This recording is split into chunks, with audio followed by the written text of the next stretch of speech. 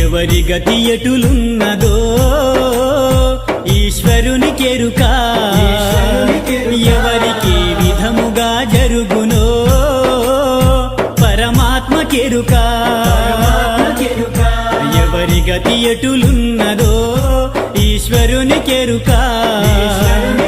ఎవరికి విధముగా జరుగునో పరమాత్మకెరుక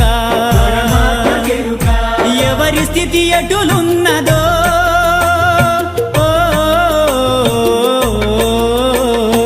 ఎగసి ఎగసి పడుటే కాని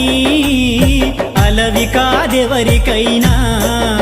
హరిహర బ్రహ్మాదులైనా అనుభవించక తీరదు